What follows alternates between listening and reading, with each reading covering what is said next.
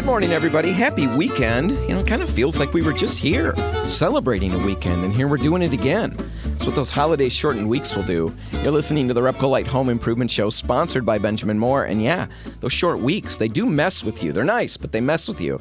I spent all day Tuesday until, 3 in the afternoon thinking and acting like it was Monday. Every single email I sent was framed from the point of view of it being Monday in my mind. It made for some really confusing interactions with a lot of people until finally I remembered, hey, it's Tuesday, isn't it?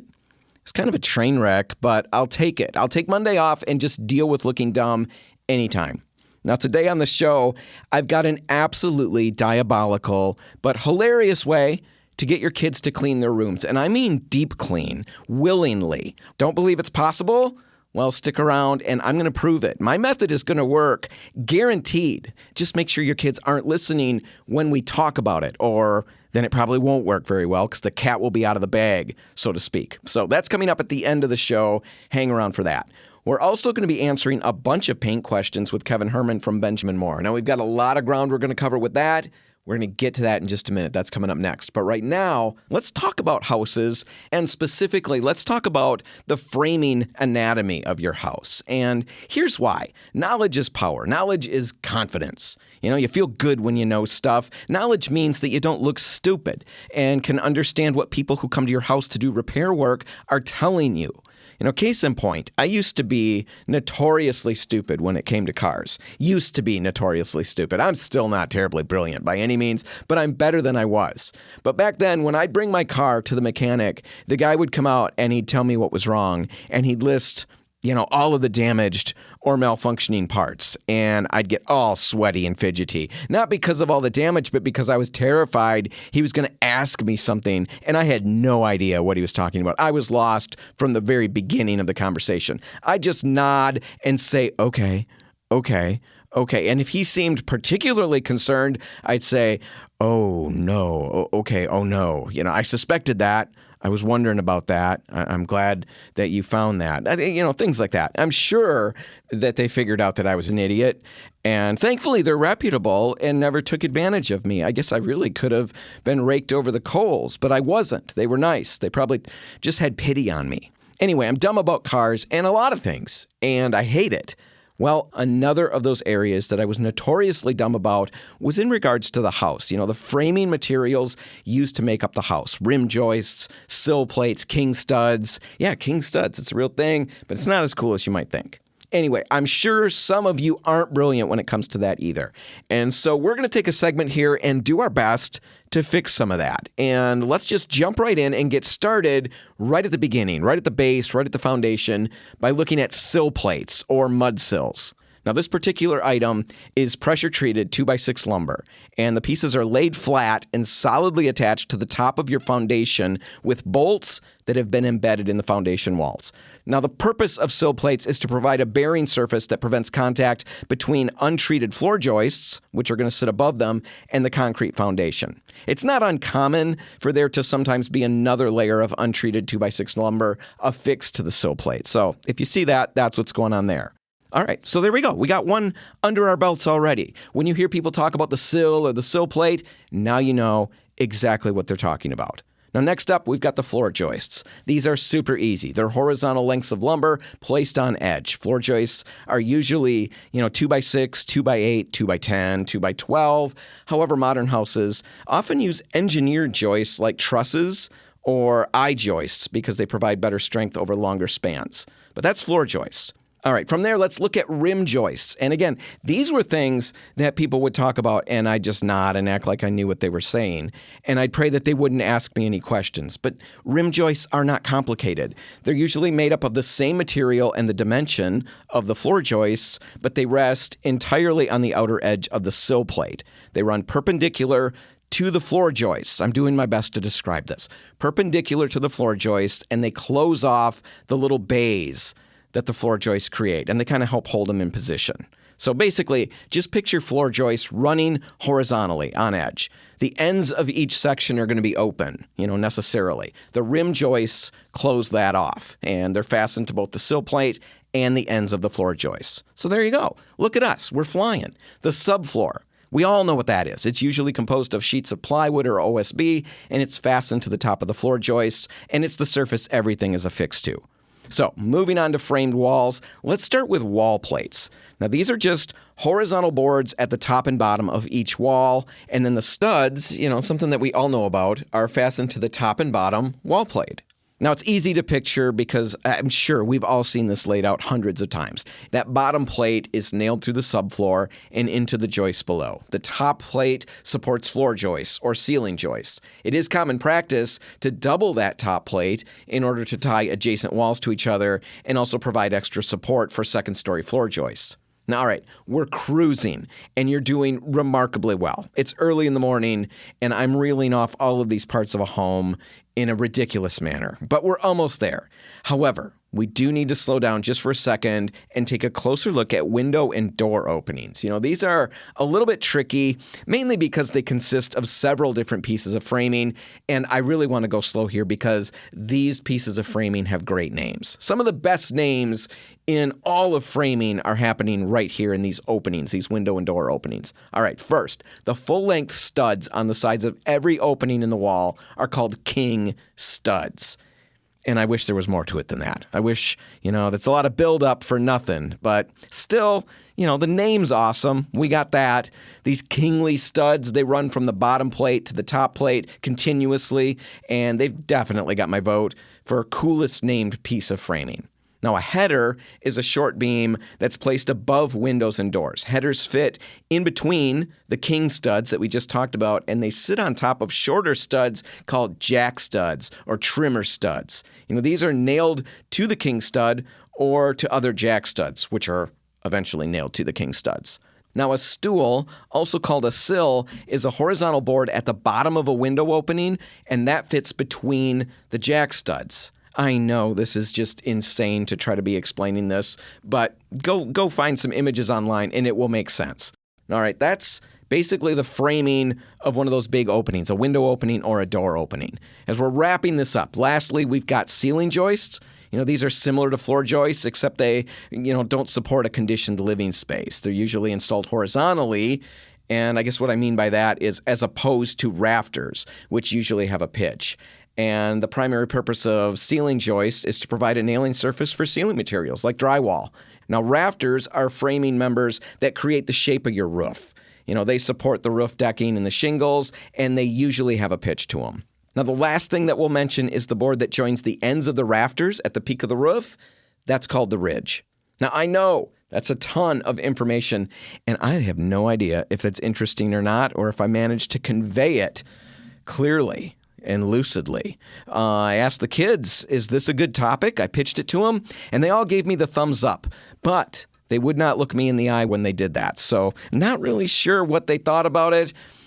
I don't know. I think it's interesting. I think it's always good to know a little more than we did about our homes. You'll feel a little more comfortable next time somebody's over giving you an estimate on something. If they come over and say, you really should seal around that sill plate, you're going to know exactly what they're talking about. And that's something, right? Anyway, we got to take a break, and when we come back, I'll be in the studio with Kevin Herman from Benjamin Moore answering listener pain questions. That's all next. Stick around. Well, the red light's on, and that means it's go time. This is the Repco Light Home Improvement Show, sponsored by Benjamin Moore. And speaking of Benjamin Moore, I'm joined by Kevin Herman from Benjamin Moore. Good morning, Dan. Happy Saturday. And Sunday. You And always Sunday. forget. You're always so excited to say God. Happy Saturday. All right. Well, And old then you dogs forget. don't learn tricks. I know. We're on the east side, we're on Sunday. On the west side, we're on Saturday. I just say happy weekend, and it covers it all. Anyway, thanks for being here. Thank you. I'll remember that. Now, you're kind of a regular. You've been here I don't know a why you fair keep amount. having me back. No, I keep hoping you'll get better, but none of that seems to happen. No, I'd give up on that. I know. I'd give up on that, too. But really, it's just you and me here talking. You're from Benjamin Moore. You've been there 30-ish years. Yep. 20? 1991. All right. I think you're October 14th. probably one of the best employees they got. Is that what you would say? No, I wouldn't say that. Top tier? Are you I junk work drawer? there. I'm employed. Okay, Yes. so junk drawer. We've got Yeah. the junk drawer version. Thank you. All right. Anyway, appreciate you being here. I feel much better already. Well, it's all downhill from here, right? Okay, great. No. You're going to do great. You always do great. And we're going to get to a bunch of paint questions. You know, All right, something that I've been doing Challenge me. for the last little bit. We've been doing Q&As, getting questions from listeners from all over the place and asking them to experts. We're going to be Real people. talking to plumbers, and I got it lined up to be with Village Custom Interiors. We're going to be talking to them about flooring questions, all of that in the future. Not on this episode, but in the future. Right now, this episode is Kevin. So we're going to be talking about paint stuff, paint questions. I've got a bunch of them, and we're going to just jump right in and get your feedback on all of these things. The first question is from Mike in Redford, Michigan, so on the east side of the state. And I've got an email.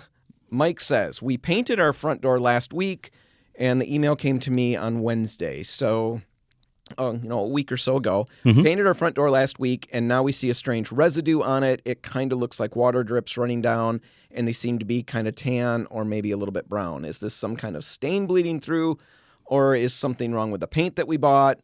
The door is fiberglass. It was factory primed, but it was up for a few months before we painted it. So that's his question. What's going on there? You know, I know we see this a Sounds fair like amount. the house is possessed. Oh, really? Little Amityville horror or something. Gonna need to move, right? Yeah. Get out. No, that's actually fairly common. It's called surfactant leaching. All right. And we see it outside, we see it inside. It has to do with, we're using primarily latex paints nowadays. They're waterborne. And when water lands on them before they've had a chance to thoroughly dry, you can pull surfactants out. Surfactants are just a component of the paint. It helps things intermix and keep suspended. It's in every paint. It does not evaporate out of the coating as it dries. It actually dries in the coating. But if we get water on the surface of the film before it's had a chance to cure up, the water draws out the surfactants because they're water soluble. Mm-hmm. They dry on the surface and the water evaporates off. Okay, and so that leaves that residue. It can look like spots. It can look like drips. It can look like all kinds of different things. Sometimes it's silvery in color. Sometimes it's sort of amberish in color on the interior more than outside. But they're all water soluble, and if we wash them off fairly quickly, just water again removes them, you can clean the surface and not have any issues. Okay, so how long will that, once you wash it, are they gone for good? Or well, it depends. Continue? If it's the darker the color, the more surfactants are in there. The cooler the temperatures, the more humidity in the air, the slower everything dries.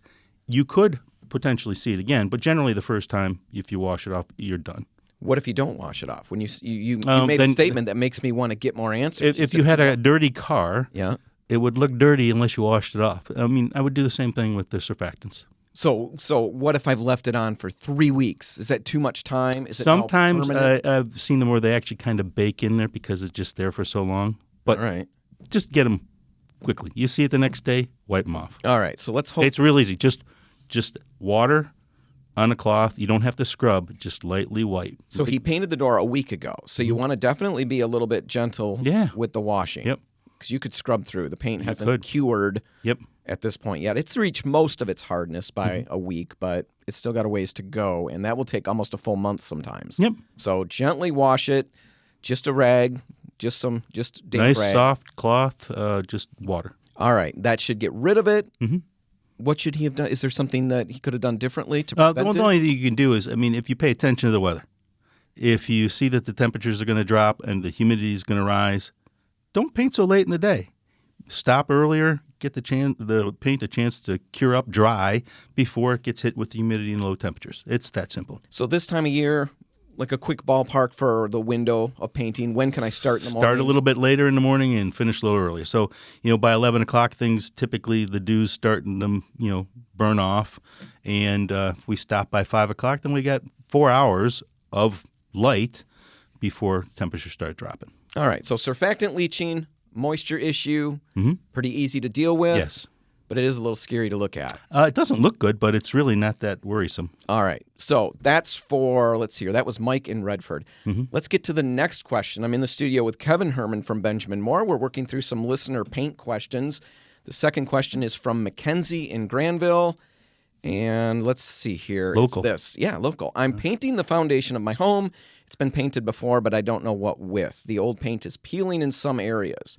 When I dig at it, scratch at it, I'm assuming, it seems like the concrete crumbles away with it a little bit. The blocks are uneven, and they're not easy to scrape. how much scraping and prep do I need to do before I can paint?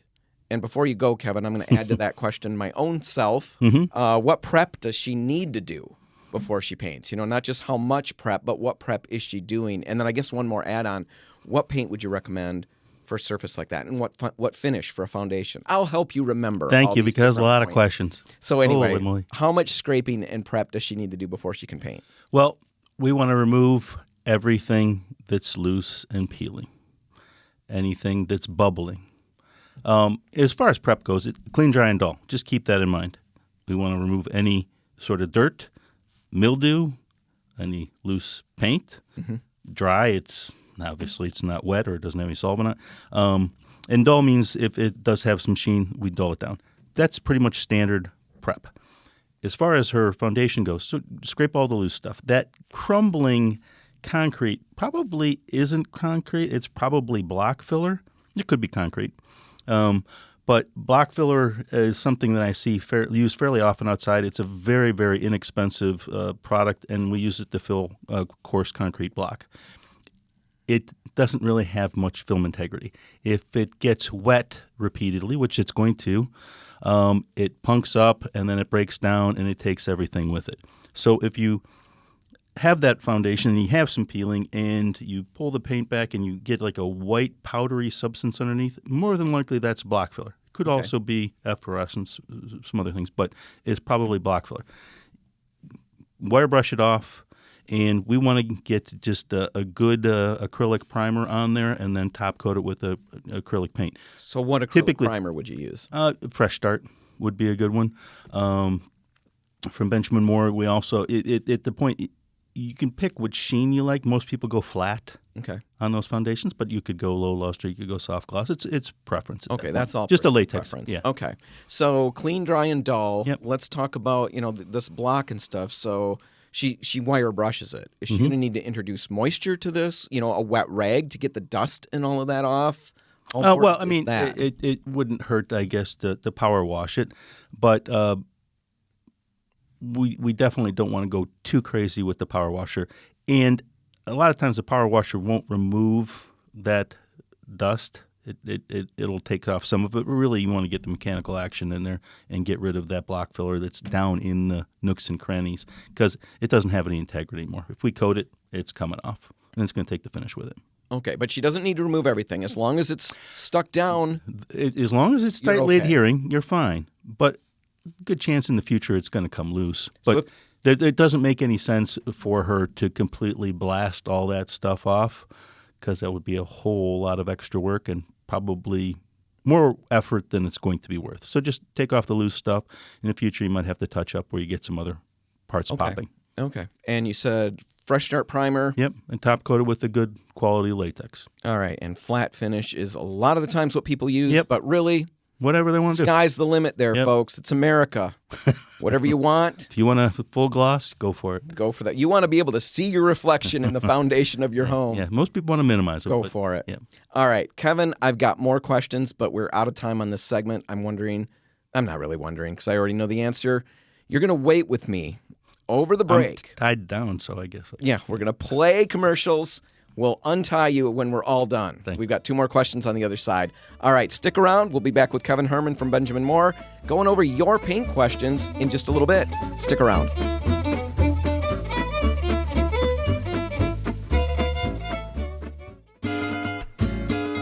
And we're back. You're listening to the Repco Light Home Improvement Show, sponsored by Benjamin Moore. And I'm in the studio with Kevin Herman from Benjamin Moore. And we're going through a bunch of questions that I got from listeners. They were emailed to me. They've been phoned in to me, delivered by homing pigeons or messenger pigeons. Homing pigeons don't necessarily bring messages, but messenger pigeons do. They've brought me these questions, and I'm just reeling them off to Kevin, getting his expert take on everything. And right now we're going to go to a question from Beth in Holland, so just down the road from our studios. Morning, Beth. We are hoping, Beth says, to paint our front door and service doors this weekend, weather permitting. Mm-hmm. What paint would you recommend, and what do we need to do to get the doors ready for paint? And how long do the doors have to stay open? FYI, they're steel doors, and they're painted. Okay, so Beth, Doesn't say how shiny the current paint is or what condition it's in. Mm-hmm. And since she's not on the phone with us, we're working towards that day where we'll literally take phone calls? Yes, Oh, we're my not there gosh. yet. Since she's not here, I'm going to make some assumptions, and I'm going to say that it's a semi-gloss and that the doors are in, let's just say they're in good shape with maybe a couple of spots of peeling. Mm-hmm. So with that said, she's going to wait for the weather to be good, make sure it's good, Mm-hmm. and get those doors painted. What kind of things does she need to do? Well, a clean, dry, and dull again. Every time I make a recommendation on surface preparation for a homeowner, that's it. Clean, dry, and dull. Sounds like you, Kevin. You're Yeah, clean, I'm dry, very dull. Pretty dull. Thank you, Dan. Every time you say that, I think, your picture pops up I come in my here when I face. feel too good about myself, and then you set me down again. I'm here to take you down a notch Thank or two. you. So get it clean. On the front door, you're not going to have that much dirt, but you could have some splashing up from, depending on where it's at in relation to the yard.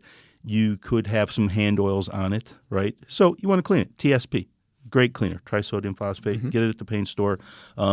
What's nice about TSP, it's a very good cleaner, and it rinses off very well. You can also use Dawn dish detergent. Another good, it doesn't harm baby ducks, but it takes oil off them. It's going to take your hand oil off and not harm your door.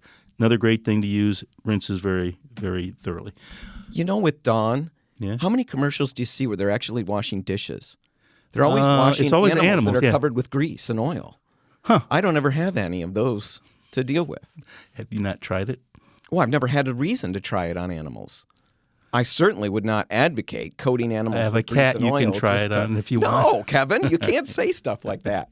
But Dawn will work for this She's a stuff good as cat. well, and it's good on dishes. Just so you know, I love cats. So don't send me any hate mail. Okay, I was just, so I you was were just saying that. Yeah. All right.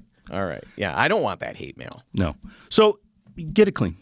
And you said semi-gloss. Yep. Let's say it's a little bit Anytime shiny. we've got something that's a little bit shiny, it feels really smooth, slick with your fingers, you run your fingernail across it, doesn't drag. We want to make sure that the next coat adheres. So just do a light scuff sand, 180 grit sandpaper, maybe 220. We don't want to take the finish off. All we want to do is dull it down to give it a little anchor profile for the next coat. That just gives us insurance for adhesion. A lot of times people freak out and get depressed when they hear the word scuff sand. If it and takes it's not you, quite as bad. no, if it That's the takes you thing. more than a minute, 2 minutes for a door, you're working too hard. All we're doing is just putting a light scuff on the surface, some anchor profile. We're not trying to remove any coating. So we're doing that after we washed it Yep. because we don't want to grind in any No. grime or grease or whatever could be on And the that's what door. happens if you sand before you clean. So clean Right, you it just first, move the dirt around. do the scuff sanding, Yep. then quick rinse that dust off. Yeah, that or you wipe it off, created. yep. Wipe it off with a damp rag. Mhm. And we mentioned that she's got also a couple of spots of peeling. We made that part up. So if they're metal doors and you got peeling is down to bare metal, then you can hit it with the rust inhibitive primer, which you can pick up at Repcolite. Won't take much. But we don't want to have latex directly on ferrous metal, a metal door, right? Spot prime it with the rust inhibitive primer. And then top coat with whatever paint you want. You could use Command, you could use More Life, More Garden, More Glow, you could use Repcolite's Endura. Endura, all kinds of different options there. Yeah, the Benjamin Moore rep Yeah. on the east side of the state, John Petoskey, your counterpart out there, did his doors with Element Guard and loved it. Yeah, element So, guard's fine too. yeah. Just pick something with a little bit more sheen because you need something for the durability. Right. And house paints typically aren't made for durability. So if you go with the lower sheen, they're not going to be very durable at all. So go with something like a soft gloss or semi-gloss. Yeah, Endura Satin Sheen from Repcolite, that'd be a great option, Mm-hmm. like we mentioned. So yeah, I think that gets all of that covered, don't you think? Anything I else think on so. that question? No, it should be fairly simple. And you asked me how long it has to cure before. Yes. That's the So big before you part. close it, I typically, I would do it, they say midday, and then I'd let it cure up the rest of the afternoon into the evening, and I close it, and I don't have any problem. Well, you're going to have fly problems and stuff like that, right? Well- The house is going to be teeming with insects. If you have a screen door or something on the inside, or you can just I guess. block the door off. Yeah, right? You I, don't have. I don't know how I would. Well, I guess I could. Yeah. I would have bugs everywhere. Really? Yeah, I don't have a Just screen take a door. blanket and pin it up. You'd be fine. Sheet? I guess. Yeah, it's not that difficult. All right, Drop well- cloth? Well, let's move on, Kevin, because Plastic of making any me feel sort? dumber and dumber the more you're saying. And now I feel Sheet like of drywall? you feel on Or the show. plywood? Yeah. Question 4 Mhm. from B in Grand Rapids. I don't have a first name, just a letter. B. And B, maybe. No. It's not B like that. I think Oh. it's just B, and I can't say the last name because I don't want to do that. So B's question is this. I bought a new house, and the basement is block. So block wall basement. We want to paint the area to clean it up, but there's white flaky stuff on some of the blocks. I'm assuming a mold or something like that. The walls had never been painted, and I don't see any real signs of water damage in the room other than this moldy stuff. Thoughts? Now, B sent a couple of pictures, and while Kevin can see them, everybody at home can't because it's radio.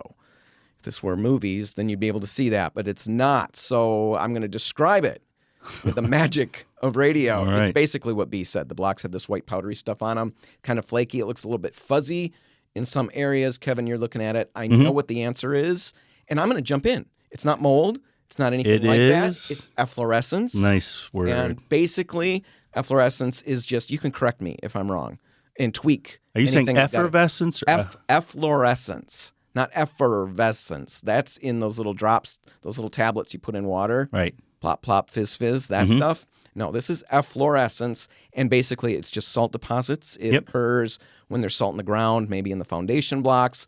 Water moves through. That salt gets turned into solution, and then it just gets deposited inside. Yep, the water basement. evaporates off, and you get the deposits on the outside of the block. So that's the good news. It's not mold, Nope. but how does he proceed with the project? What do you do? Because it is funky looking when you see it. You can clean it off pretty easily. Some people will wire a brush, but the easiest thing is just hit it with a weak solution of like a muriatic acid, right? That'll eat that That's stuff the right. easiest. That's easy. That gets it off A weak entirely. solution of acid is easier than a wire brush. Or you could use a wire brush. I prefer to Don't get it use off. the acid and then hit it with a wire brush and spray drops everywhere. That'd be terrible. One or the other. And then rinse, and then you're good to go. If you wire brush it, you don't have to worry about that. But you just don't want if you wire brush it, you don't want to run your hand across it and then get a bunch of chalk on it, because that's what your paint's going to be sticking to. If you can get it to the point where you're not getting any more of the efflorescence off, you're not getting any more white chalky stuff on your hands, go ahead and paint it. But muriatic acid does dissolve it pretty quickly. Okay. So a really, really diluted solution. Yes. Of muriatic acid. How long do you have to let it dry after you've done something like that? No, I'd probably let it go one day and then next day go out, as long as it's not visibly wet.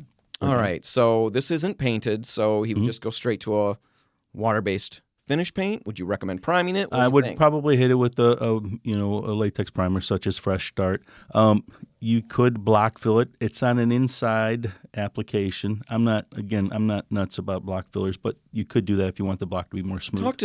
You mentioned block filler in a previous question. I think you skimmed over it, but give people an idea why they would use it, where it gets used. Block filler is just using you fill coarse concrete block with it. It's like a paint product, just really thick. It's just full of extender pigments, so cheap pigments and enough resin to hold it together, and then stick it to the holes, which doesn't require much. So it punks up pretty easily. It's a fairly Punks soft. up. What do you mean by that? If it gets damp, moist, it just expands. It's Oh, not. So it's not it doesn't have greasing much its hair integrity. and turning its collar up. No. or It just something like that.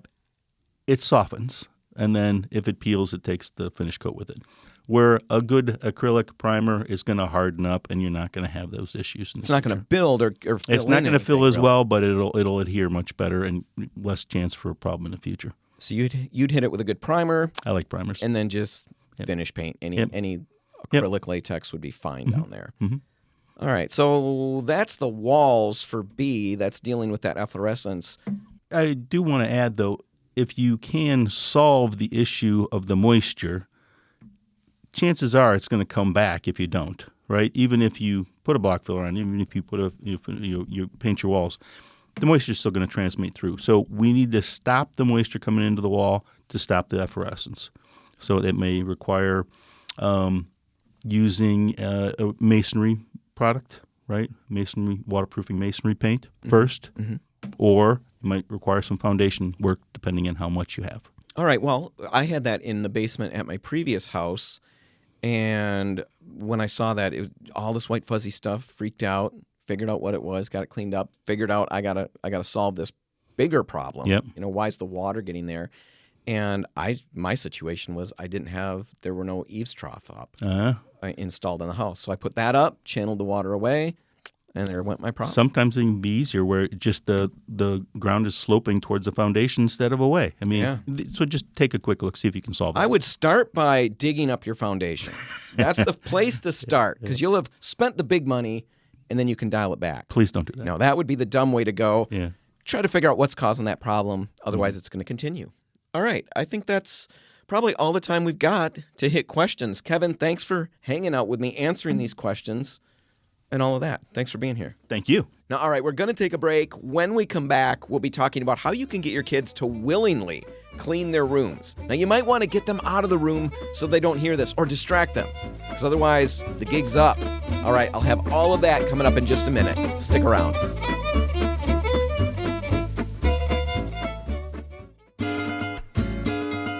Well, many of us are probably dealing with a kid or two that has a messy room. You know, the room in the house that wrecks your week if you walk past it when the door's open.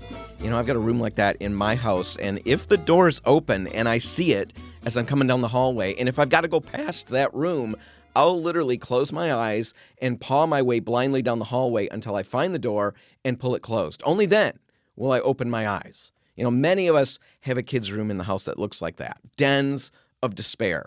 You're listening to the Repco Light Home Improvement Show, sponsored by Benjamin Moore. And getting kids to clean their messy rooms can be tough. It's a constant war. You know, sometimes it's a hot war, sometimes it's a cold war, but it's always a struggle. And if your situation is anything like mine, when you do finally win and get them to clean, for me, it always turns out to be a hollow victory. You know, they'll clean for hours, a good couple hours. They'll get out Windex. They'll get out Swiffers. They'll grab a broom. They'll even bring the vacuum in there. I'll hear the vacuum, you know, running in the room, and I'm completely convinced it's a win. I'm excited. And then, you know, the kids come out. They tell me that they're finished, that the room is clean.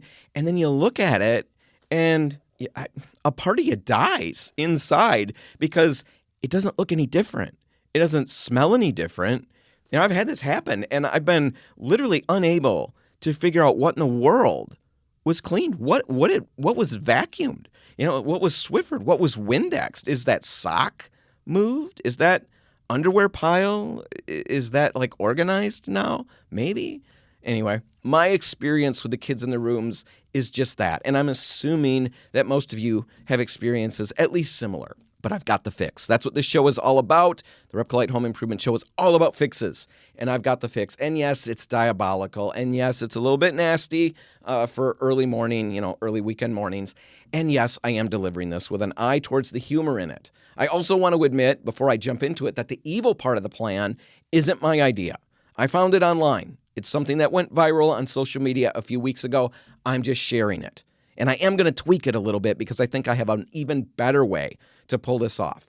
Okay, ride with me for a little bit here. I'm going to take the scenic route to get where we're going, but the payoff is worth it. All right, if you want to get your kids to clean their room willingly, happily, and thoroughly, you know, they're going to do a great job with this. Here's what you need to do. And there's two steps, two parts to it. Part one is called laying the groundwork. This is the part that I added on, and I think it's critical, and I think it will definitely improve the effectiveness of part two. So part one, laying the groundwork. It's all about you acquiring some important knowledge about mice and then conveying that knowledge, you know, in a reasonable manner to your kids periodically throughout the course of the week. Now, you got to be a little sneaky about this. It's got to be, you know, kind of conversational. So I don't know how you're going to do that. You're going to have to get creative on your own here. But you've got to convey a number of little factoids about mice. That's really important. Here's a few of them to get you started. Factoid number one, let the kids know that mice can squeeze through an opening the size of a dime. I've actually read smaller areas yet, but let's just stick with the size of a dime because we don't want them to disbelieve what we're saying. You know, for sure, mice can squeeze through something the size of a dime. That should freak all of us out a little bit, but make sure the kids know that. You know, drop that little factoid at the table some night. Then the next night, talk about how every single day, you don't want to do this one at the table, but talk about how every single day one single mouse can leave behind 40 to 100 droppings. They are busy creatures. They're busy creatures. Let's just leave it at that. Factoid number 3, make sure you let the kids know that mice mark their territory kind of like dogs. Now, that's really gross. I know that, but it gets worse. If another critter notices the mouse has marked his territory, notices that the mouse has done that, that critter will often challenge the original mouse by marking the area himself. And it just grows and grows from that. So think about all of that going on. Factoid number 4, talk about how mice can have about 70 babies every year. So a couple of mice quickly can become an infestation, and absolutely make sure that you use the word infestation multiple times. All right. Do all of that and then let it simmer for a while. And then it's time to implement part 2, laying things on the ground. So part 1 is laying the groundwork. Part 2 is laying things on the ground. And this is the part of the plan that came entirely from the internet. And it's really simple. You purchase some black rice. Now, maybe you've got some in your cupboard already.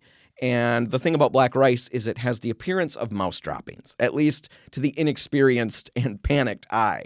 So you get the black rice and you sprinkle it around the messy rooms. You've got to hit all the right spots. You got to be smart here. Get the corners, sprinkle some on the dresser, in little piles of the dust bunnies and the dirt, drop some on the plates and around any extra food that's just sitting there decomposing. Make sure you get that. And then wait. That's all you need to do. Or if you do want to, you can speed things along. Like the mom in the story that I found where I first ran into this, she explained that she was having her house painted and was just sick of being mortified by her 18-year-old son's room. So she texted the kid and told him that the painter was there and thought he saw a mouse. And they found droppings in the kid's room. Well, the kid came home and was so upset and grossed out that he cleaned the room for 4 hours. Now, you do you. I think if you plant the seeds in stage 1 and fill their heads with how gross mice are, and then you really, literally plant the seeds, the rice, in stage 2, I think they're going to find those rice pellets. They're going to make some assumptions, and they're going to have a proper freak out on their own. Now, online, the anecdotes pour in. It's great. Kids all over the world are cleaning their room. They've got deep cleaning frenzies going on. Just imagine this it seems fantastical, but imagine the scenario.